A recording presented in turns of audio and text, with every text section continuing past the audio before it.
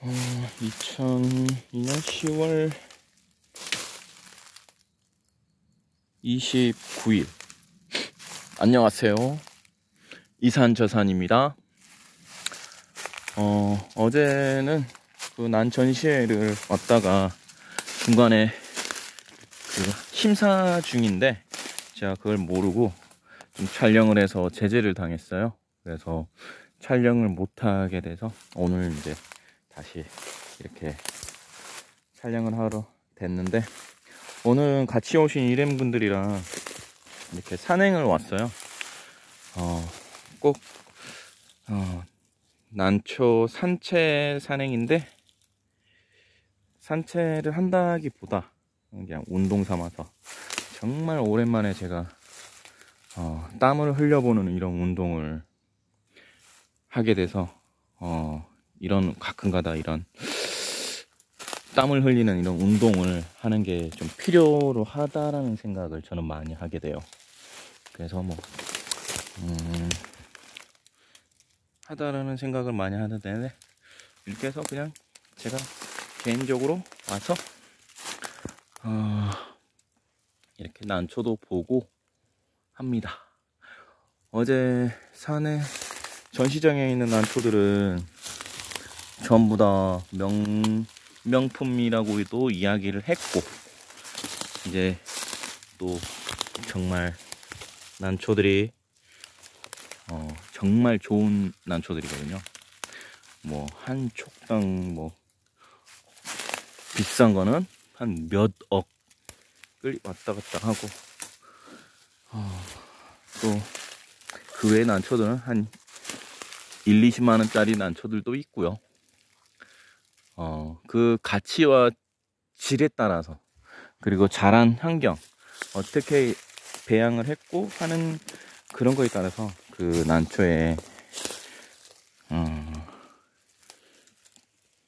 그 가격은, 가치는 천차만별로 많이 바뀌게 됩니다. 그래서 오늘은 이렇게 이제 산행에 왔는데, 저 혼자 좀 약간 산지가 여기는 신안 쪽인데,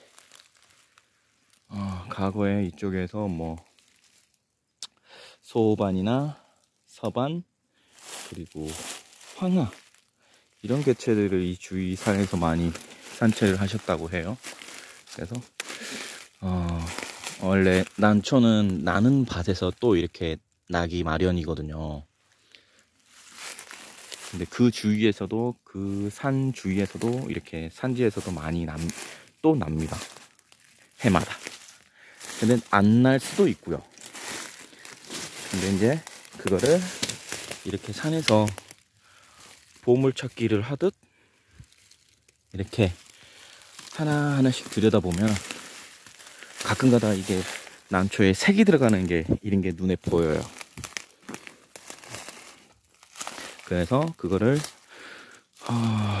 난초를 색이 들어간 거를 산채를 해서, 채심을 해서 집에 가서 이제 기르는 거죠.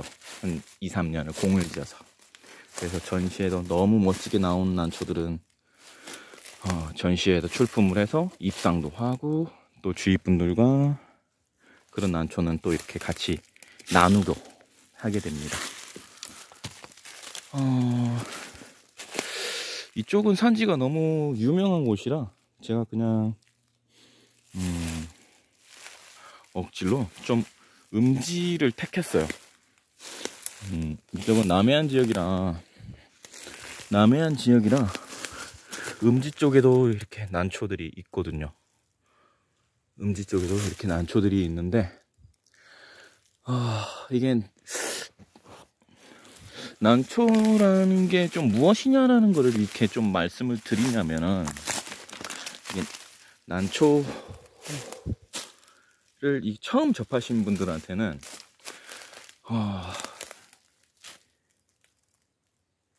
난초가 그 각각 소위 말하면 돌연변이거든요. 이 돌연변이도 이게 품종이 달라요. 품명이 달라요. 이름이.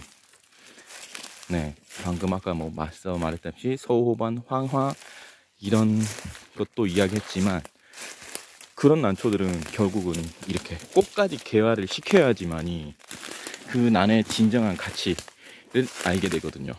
아, 이게 꽃이 피었을 때는 대부분의 그 난초들은 그냥 일반 보춘화라고 해서 일반 꽃을 피워요. 근데 그런 난초들은 난초 이파리 그 꽃잎부터 색깔이 들어오거든요. 노란색이나 빨간색, 그리고 주황색. 그런 난초들이 이제 꽃물이라고 해서 꽃을 보는 그런 난초들입니다. 근데 그런 난초들을 이렇게 한 촉짜리 때부터 가능성, 이제 자세히 들여다보면은 이 가능성과 끼를 들여다보는 거죠. 소위 말하면 크게 나누면 엽성이 있고 무늬종이 있고 이렇게 화형 꽃물이 있습니다. 크게 갈래를 나누면. 근데 그 무늬에서는 가장 무난하게 가장 많이 나오는 난초가 산반이라는 이름이에요. 오늘은 뭐 산반이 보일지 모르겠는데 가장 흔한 돌연변이의 그런 난초입니다. 산반이 좀 보이고요. 근데 모든 난초의 기본 스텝은, 변이의 기본 스텝은 산반에서 출발을 하거든요.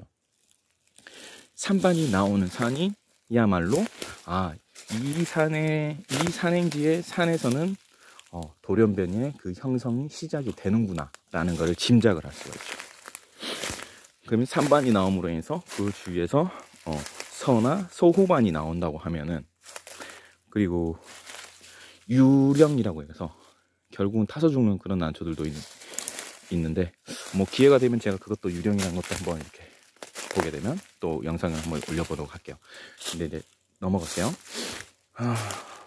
거기에서 소호나 소호반이 나오게 되면 보통 그런 데에서는 그 무늬종이나 여백품들이, 그리고 꽃물까지도 기대를 해볼 수 있는 그런 산행지가 될 수 있습니다. 근데 그거를 그 해에, 중요한 거는 그 산에서 그걸 채심을 했다 그러면은 그 다음 해에도 그 주변에서 또 이렇게 올라와요. 그래서 절대 난하시는 분들의 이야기지만 절대 그런 산행지나 그런 밭자리라고 하거든요. 그런 밭자리는 남들에게 알려주지를 않습니다. 지금은 좀 이제 산행에, 역시 산행을 신안도라 전라남도 쪽인데, 역시 산에 그냥 올라서기만 하면은 난초들이 막 그냥 즐비해 있어요. 근데 이곳에서 이렇게 이곳에서 그 보물찾기 하듯 무늬종이나 좀 약간 여배, 약간 그런 미래를 좀 어느 정도 변이가 될 가능성이 있는 그런 난초들을 이제 이렇게 찾아내는 거죠. 그거는 좀 이제 가능성이 있고 없고의 그런, 어떻게 보냐면 좀 어느 정도 이제 이거는 공부를 좀 하면은 금방 습득할 수가 있는 부분이거든요. 보통 빠르신 분들은 한 3일이면 배워요, 진짜.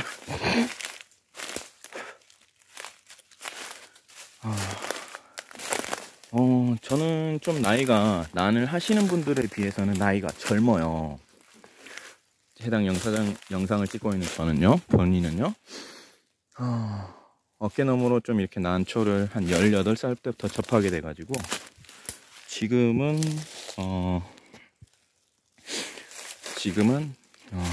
이제 40을 곧 앞두고 있는 에란인이라고 해야 되나? 그냥 취미 삼아서 이렇게 산행을 하는 사람이에요. 근데 제 또래 친구들은 산을 좋아하는 친구들이 없어요. 몇 번 막 같이 산행 좀 같이 가자 뭐 이렇게 해도 다 술 마시고 유흥이나 이런 것 쪽 가물을 즐기는 친구들이 많아서 같이 20대는 같이 어울려 지냈습니다. 뭐 지금도 안 지낸다는 게 아니라 시간이 나면 같이 또 어울리고 술도 마시고 그렇게 해요. 근데 어느 시간이 지나니까 이게 자꾸 이제 좀 산에 가고 싶다라는 그런 생각이 자꾸 들어요. 그래서 혼자서 이렇게 산행을 시간 날 때마다 마음이 있을 때 한 번씩 이렇게 오게 됩니다. 산행을. 그래서 기존에는 혼자 다닐 때 이렇게 영상도 켜지 않고 아무것도 없이 그냥 혼자서 이렇게 다니면은 산에서 제 발자국 소리밖에 안 들려요. 근데 이렇게 다니는 것도 너무 좀 무료하고 하는 것 같아서 저희 와이프가 산을 그렇게 다니지 말고 영상을 좀 찍어서 이렇게 주위에 좀 올려보래요. 그것도 괜찮은 방법인 것 같다. 그리고 저도 뭐 난해에 대해서는 잘은 모르지만 그래도 아는 만큼은 그냥 좀 이렇게 영상으로서라도 이렇게 공유하거나 알려드릴 수 있지 않을까. 그리고 또 막상 좀 이렇게 취미라는 거를, 저는 이걸 취미생활이라고 이제 생각을 하거든요. 근데 취미라는 거를 한번 이렇게 이런 취미도 나름대로 건강하고 정신이 맑아지는 그런 취미라고 저는 생각하거든요. 이런 취미도 있으면 좋겠다라는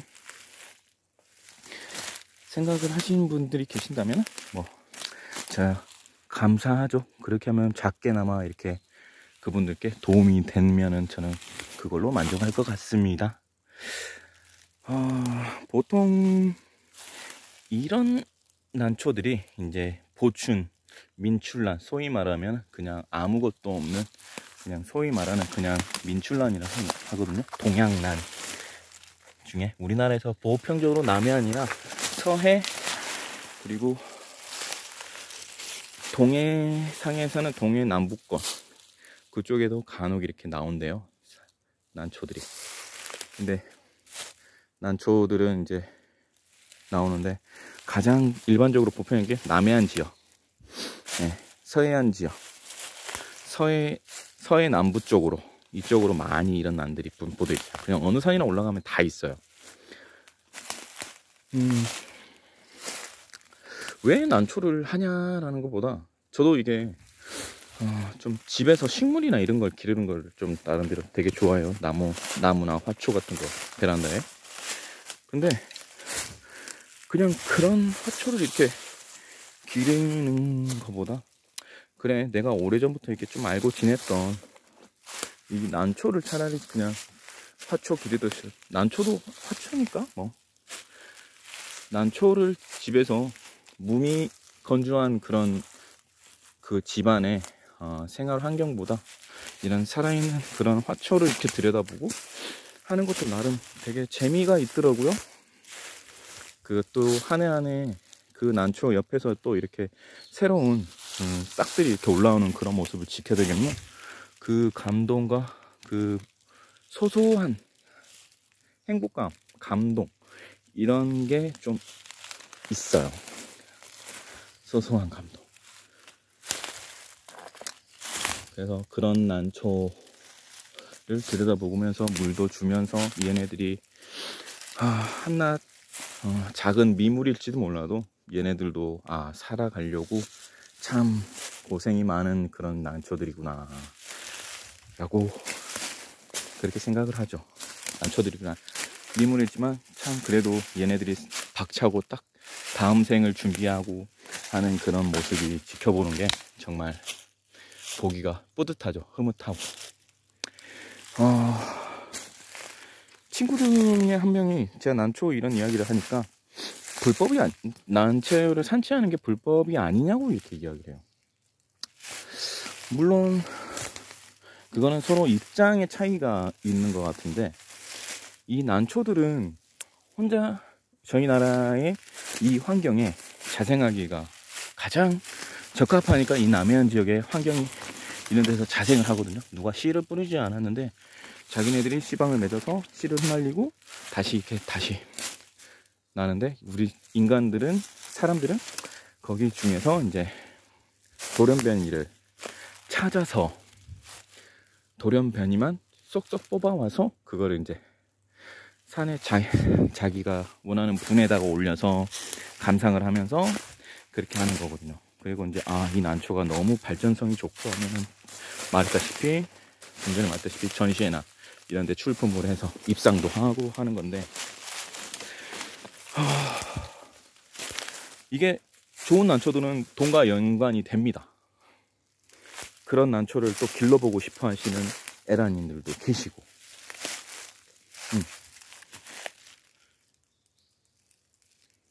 계십니다. 그런데 이제 이 안에서도 왜 이거를 그러면 산에 그냥 두면 되지 않냐, 이건 환경과 자연 보호를 위해서 산에다 둬야 된다 하시는 그런 사람들도 많이 있을 거예요.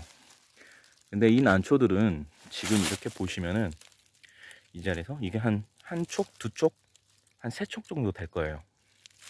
한 촉당 1년에 하나씩 올린다고 봤을 때, 한 촉당 1년에 하나씩 올린다고 봤을 때, 지금 보시는 난초들이 전부 다 한 촉, 두 촉, 세 촉 이 정도밖에 안 되죠. 자연적으로 발화를 해서 얘네들이 여기서부터 해야겠다. 난초들은요, 씨가 흩날려서 너무 가루 같은 씨앗이거든요. 눈에 안 보여요. 눈에 조금 보여요. 조금 보이겠다. 그러면 그냥 밀가루 같은 그런 가루가 날려요. 그게 발화가 돼서 난초가 싹을 틔우는 데까지 7년에서 8년 정도의 시간이 걸리거든요. 정말 얘네들이 그 환경과 기후와 이 조건이 딱 맞아떨어진 곳에서 그 씨를 발화하는 게 남해안 지역에서만 된다. 그럼 이 난초의 씨앗들이 과연 서울이나 이런 지역에는 안 흩날렸을까요? 흩날렸겠죠. 근데 그쪽 지역에는 난초들이 없어요. 기후와 환경이 다 맞아떨어져 있는 거죠. 온도와 습도도 맞아떨어져야 되고. 근데 남해안 지역에는 거의 백발백중은 그냥 이렇게 자라요. 너무 추운 곳에서는 얘네들이 또 자라지 않고. 근데 이런 난초들이 왜 지금 이렇게 두 촉, 세 촉밖에 없냐면은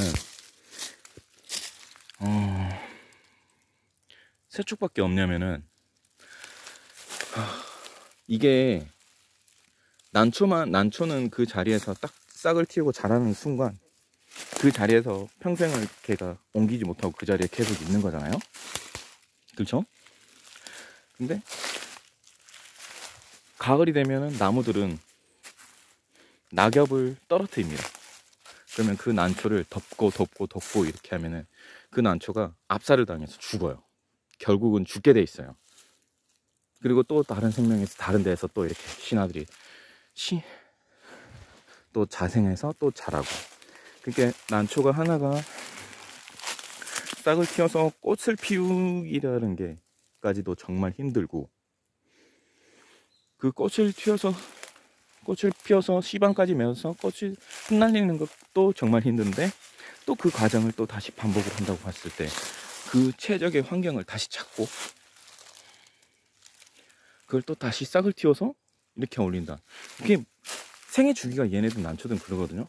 근데 대부분의 난초들이 여기서 돌연변이 그런 난초들은 산에서 그 일반적인 이런 난초들이 녹색이 많잖아요. 난초들은 이렇게 녹색이 많아야 돼요. 그래야 광합성 장역을 했다라고 하거든요.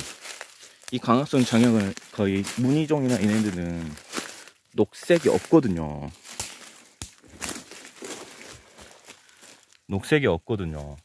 그만큼 광합성 장역을 덜 하기 때문에 이게 죽을 확률이 더 높아요. 그래서 이거는 인간의 손에 의해서 계속 길러지고 또 번성돼야 됩니다. 배양돼야 되고. 그리고 이제 이게 어떻게 보면은 하나의 좀 산림 자원, 보존에도 좀 미미한 그런 도움이 된다고 저는 이렇게 생각을 해요.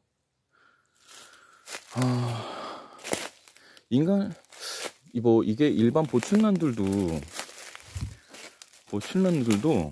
난초가 있지만 뭐 바위 쪽에 뭐 성란이나 성란, 풍란 얘네들은 거의 뭐 오리지널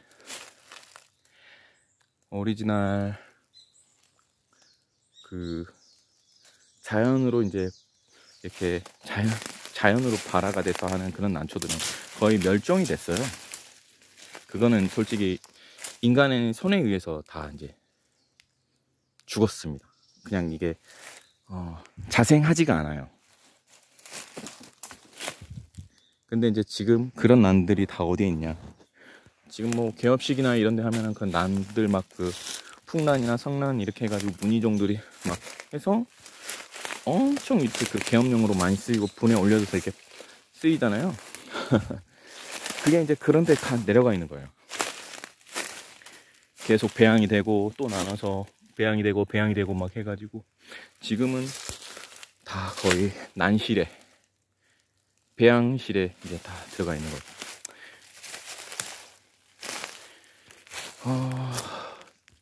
솔직히 말하면은 이제 소위 말하면 기후가 많이 이렇게 바뀌잖아요. 전 세계적으로 기후가 바뀌면서 난초들도 슬슬 남해안 지역에서 뭐 강원도 이쪽 등지로 해가지고 그쪽에서도 이제 난초들이 나온다고 이렇게 자생을 한다고 하더라고요. 그런 이야기를 들었거든요.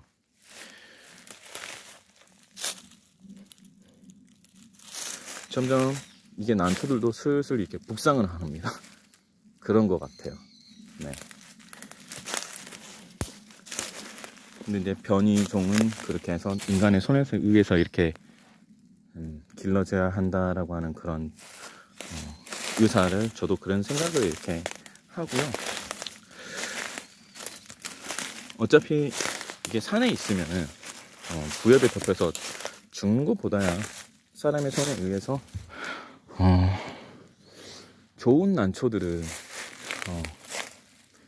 이 난초가 너무 좋다 하면은 그 난초는 또 그 소장가 애장인들이 너무 좋은 가치가 좋은 난초들은 자기가 이름을 거기다 그 난초에다 붙여줘요.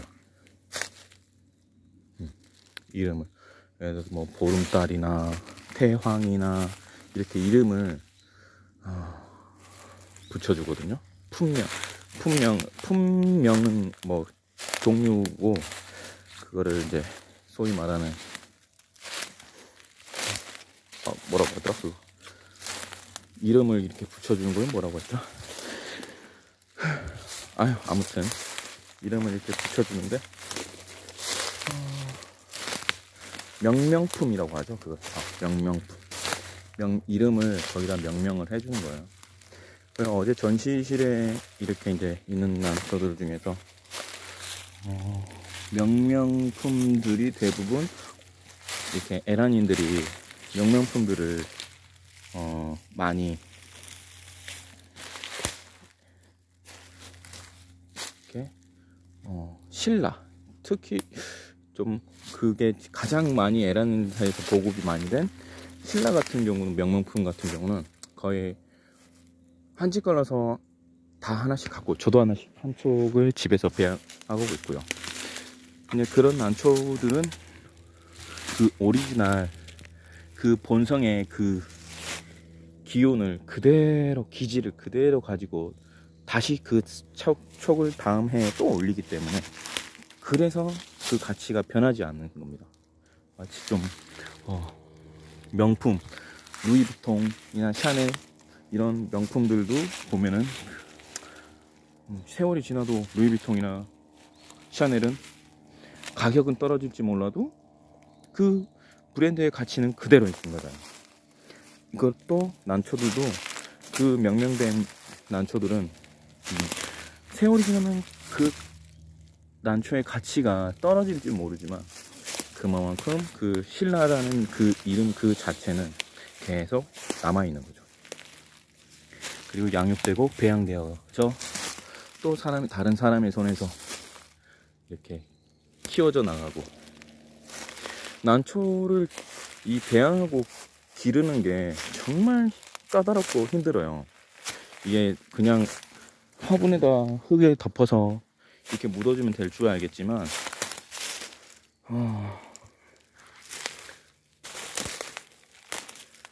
이게 마치 갓 태어난 아기만큼 손이 많이 가는 그런 취미 생활입니다.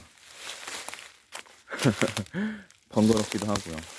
그렇게 말씀하니까 정말 재밌죠?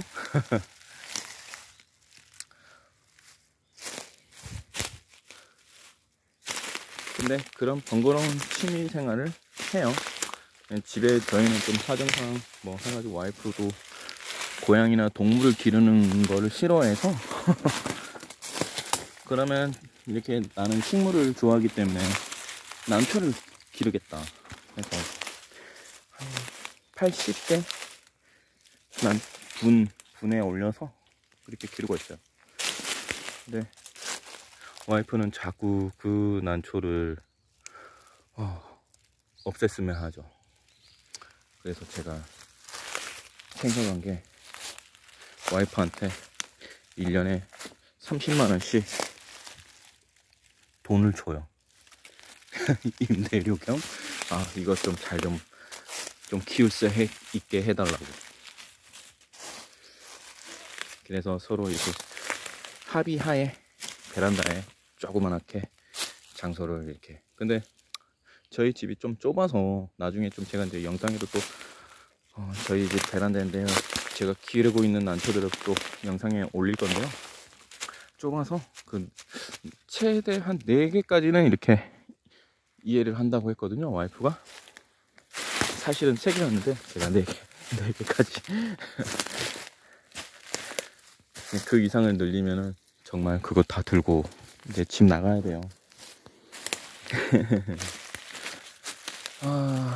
지금 난초들은 역시 남해안 지역이라 보이는 곳곳마다 있어요. 이렇게 이런 일반 보출란들이 민출란이라고 하죠.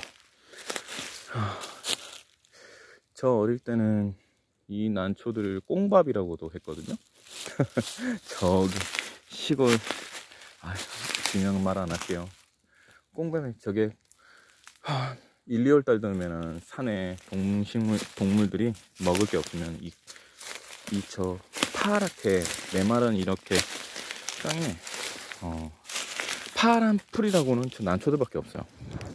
저 난초들을 뜯어먹거든요, 꽁들이, 토끼나 얘네들이. 그래서 그 꽁들을 기르는데 참 난초들은 많이 역시나 많은데 변이가 나올 수 있다라고 하는 그런 느낌을 주지는 않네요. 그냥 일반적인 난초들이에요. 그런데 저희가 항상 우리가 누굽니까? 보물찾기를 하듯 이렇게 하나하나 면밀하게 세심히 들여다본다고 했죠?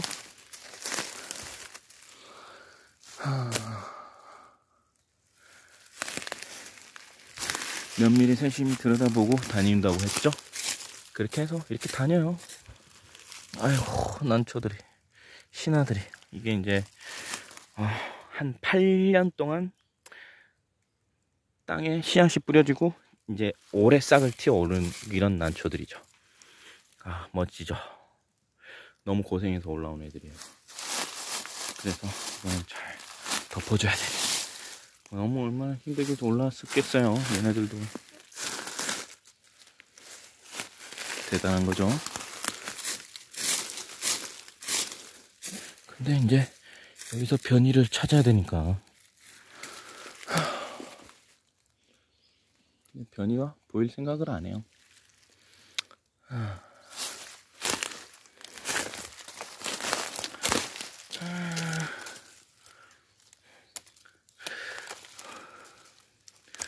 제가 난초를 처음 이렇게 접하게 된 거는 18살 때 일이었는데, 이제는 이거를 그냥 이야기로서 이렇게 풀이를 하고 이야기를 해야겠네요. 이렇게 신하들이 추추추. 제가 18살 때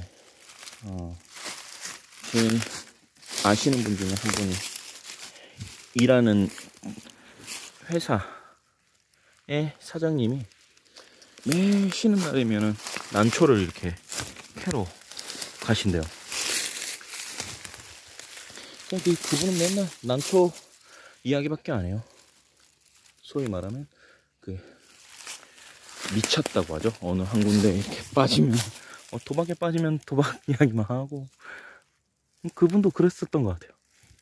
처음엔 그게 막 듣다가 너무 하다 할 정도로 너무한다, 응? 그렇게 이야기를 막 하시던데, 그래 그 난초가 어떤 것인데 그렇게 말을 하나 해가지고 쉬는 날에 나랑 같이 가자고 했어요. 그분이 이러더라고. 아유, 누구누구 씨는 손목이 얼마나 좋은지 한번 같이 가봅시다, 이렇게 된 거야. 손목이 있어야 되냐고. 그러니까 일반 그냥 산에 다니면 다 보이는 난초가 난초 아니냐고 이렇게 했는데, 그게 같이 안 돼. 그러니까 막 따라가게 됐는데 정말 먼 곳으로 가더라고. 진짜 그때 처음 간 산은 너무 무지한 산을 데리고 가. 근데 난초들이 있어. 그래가지고, 그런데 저는 그 난초를 캐러 가서 이렇게 그 분위기에 반한 게 아니라, 막 산을 타다 보니까 앞만 보고 막 걸어가는데 등을 이렇게 뒤돌아봤지? 뒤돌아보니까 어떤지 알아요? 참. 세상에, 와, 이 숲속의 뷰가 너무 이렇게 좋은 거예요. 이거는 지금 앞이 다 막혀서 그러는데, 저 건너편에 막 이게 다 보이는 거예요. 뷰가 너무 좋아서. 이게 뭐냐 이렇게 해가지고 해서 했는데, 아무튼 그게 너무 좋아서 그냥 처음 갔을 땐 당연히 산행을 빵을 쳤어요. 두 번째도 빵 치고, 세 번째도 빵 치고, 네 번째도 빵 치고 그랬는데, 한 6번째에서 진짜 거금 한 250만원 정도에 되는 난초를 채심하게 됐어요. 거기서부터가 시작이었죠. 변이를 하나 보긴 본 것 같다. 보여줄게요.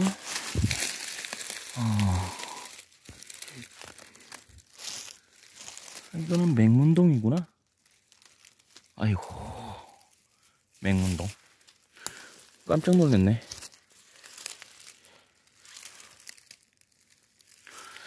잠깐만요. 이걸 한번 봐야 되는데, 맹문동 같아. 맹문동 있을 수 있나? 잠깐만요. 방송 좀 끄고 다시 보고 해드릴게요.